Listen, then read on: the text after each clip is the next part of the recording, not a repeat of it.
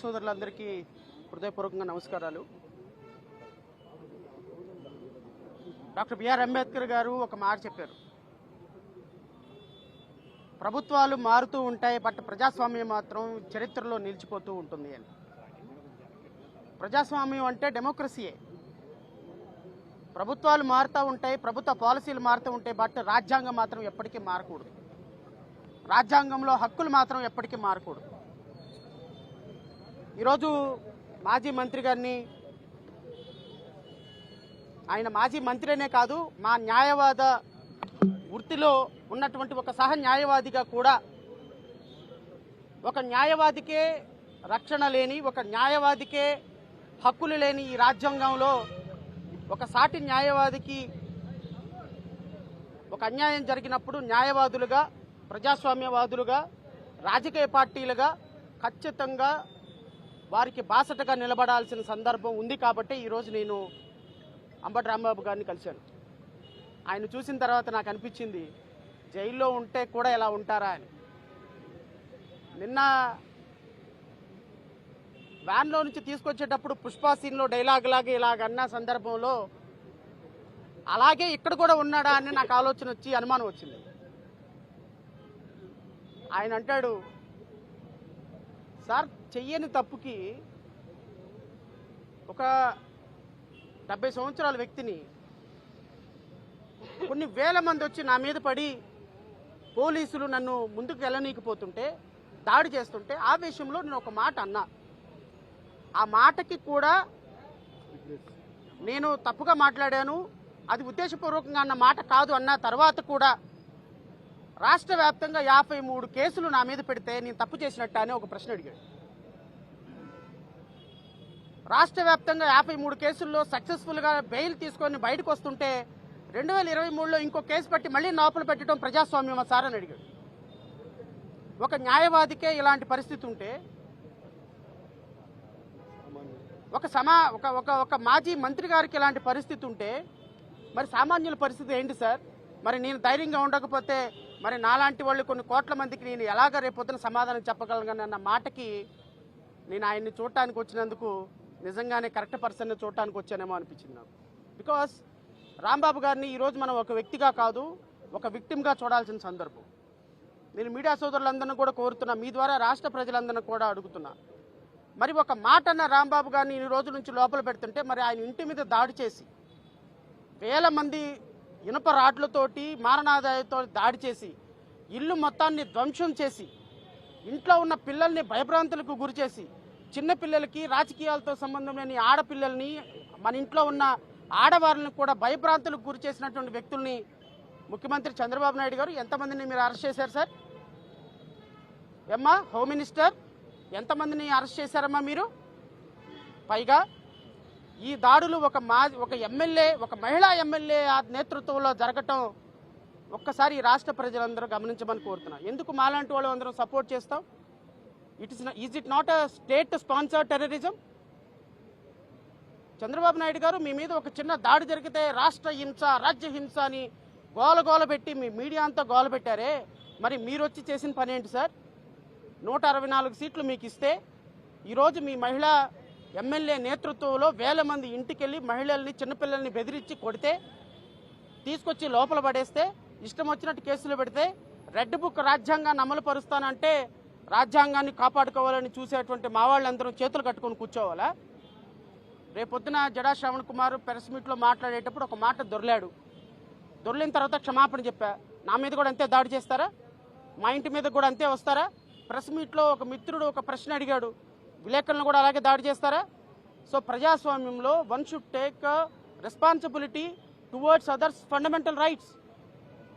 ఈ రోజున న్యాయవాదులుగా ప్రజల హక్కుల కోసం పోరాడి, ప్రజల రాజ్యాంగం కోసం పోరాడేటువంటి వ్యక్తుల మీద ఈ విధంగా రెడ్ బుక్ రాజ్యాంగాన్ని అమలు పరుస్తుంటే రాష్ట్ర ప్రజలు ఆలోచించాల్సిన పరిస్థితి లేదా?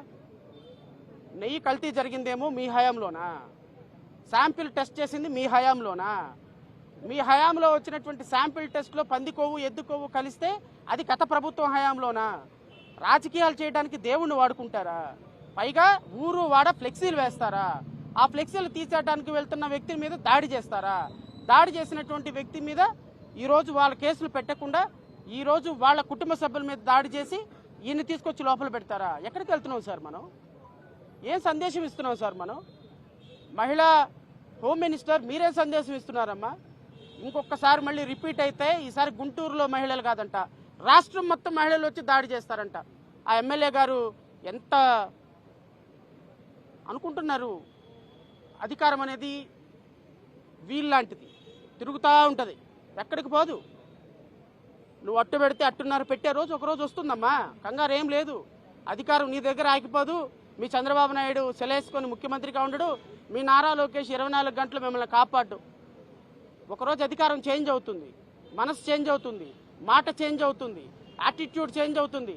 కంప్లీట్గా మీలో ప్రజాస్వామ్యం వచ్చేంత వరకు, రెడ్ బుక్ తోలు ఊడిపోయి బ్లూ బుక్ వచ్చేంత వరకు మీ తోలు విలిచి రోడ్డు మీద కూర్చోబెట్టే రోజు ఒకరోజు వస్తుంది, ఖచ్చితంగా వస్తుంది. అందులో డౌటే లేదు. ఎందుకంటే తప్పుగా స్కూల్కి వెళ్ళను నానా నేను మారాన్ చేసేవాడికి 4 దెబ్బలు కొట్టి కూర్చోబెట్టినట్టుగా రెడ్ బుక్ రాజ్యాంగం పట్టుకునేవాడికి ఆ రెడ్ బుక్ తాట తీసి బ్లూ బుక్ తాట వేసే రోజు ఒక రోజు వస్తుంది. ఆ వచ్చే రోజు కోసం మాలాంటి వాళ్ళందరం కూడా పనిచేస్తాం.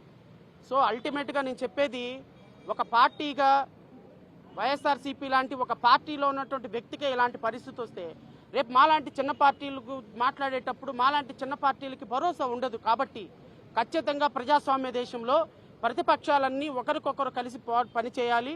ప్రజాస్వామ్యంలో ప్రతిపక్షాలన్నీ కలిసి పాలకపక్షం మీద పోరాటం చేయాలి. It is called democracy. So ఈ డెమోక్రసీని గౌరవించి జేబీఎంరావు భారత్ పార్టీ అధ్యక్షుడిగా మా పార్టీ కేడర్ అంతా కూడా ఖచ్చితంగా అంబటి రాంబాబు గారికి బాసటగా నిలుస్తాం, వాళ్ళ కుటుంబానికి బాసటగా నిలుస్తాం. తప్పు చేయని వ్యక్తిని జైల్లో వేసే సిస్టమ్ని ఎవరు చేసినా ఖచ్చితంగా ఆ వ్యక్తుల ప్రాథమిక హక్కుల కోసం నిలబడతాం. అంబటి రాంబాబు గారు విడుదలయ్యేంత వరకు పోరాడతాం. ఖచ్చితంగా వారి కుటుంబానికి బాసటగా ఉంటాం. రాష్ట్రంలో ఇలాంటి సమస్యల మీద ఎలుగెత్తి పోరాటం చేయటంలో మా సహకారం ఎప్పటికీ ఉంటుందని నేను మీ అందరికీ తెలియజేస్తూ, మరి ఈరోజు ఇక్కడికి వచ్చేసి మరి అంబటి రాంబాబు గారికి వారికి భరోసాగా నిలబడినటువంటి ప్రతి ఒక్కరికి కూడా నేను కృతజ్ఞతలు తెలియజేసుకుంటూ, నాకు అవకాశం ఇచ్చినటువంటి మీడియా సోదరులకి మిత్రులకి అందరికీ కూడా మరొకసారి జై హింద్. Thank you so much.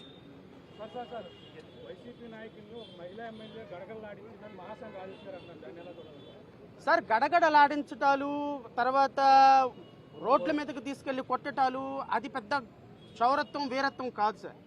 మహిళా ఎమ్మెల్యే ఎవరైనా అలాంటి కత్తులు కటార్లు తీసుకొని ఒక మహిళ ఇంటి మీదకి వెళ్ళినప్పుడు, ఎందుకు అంటే అక్కడ మాట్లాడింది రాంబాబు గారు. ఒకవేళ రాంబాబు గారు విషయంలో ఏదైనా చేయాలి అంటే చట్ట ప్రకారం కేసు తీసుకొని కేసు పెట్టండి, అరెస్ట్ చేయండి. దానికి ఎవరు ప్రాబ్లం ఫీల్ అవ్వరు, దానికి ఎవరు తప్పుపట్టరు.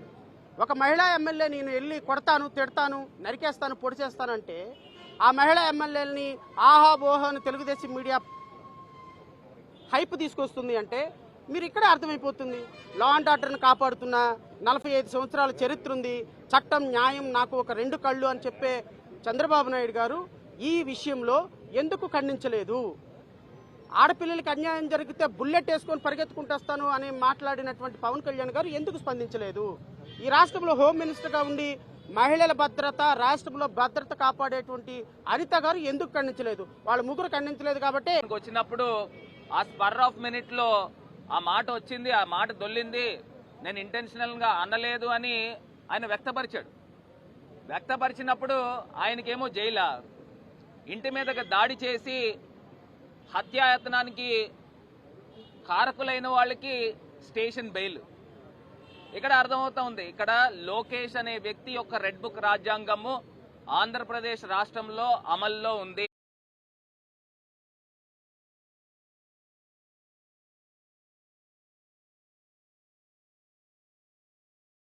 మంత్రివర్యులు అంబటి రాంబాబు గారిని ఏ రకంగా అయితే చిత్రవాద పెట్టి ఆనందం పొందుదామనే ఆలోచనలు అనుకుంటా ఉన్నారు. నిన్న రాంబాబు గారు ఒక గెస్చర్ ఇలా ఒకటి, వాళ్ళు అసలు ఏం చేయాలో కూడా వాళ్ళకి అర్థం కాని పరిస్థితుల్లో ఉన్నారు. నిన్న రాంబాబు గారు ఒక టైగర్ లాగా, ఆయన ఎక్కువ మాటలు కూడా ఏం మాట్లాడలా, జస్ట్ అలాగా ఒక జెస్చర్ చూపించారు.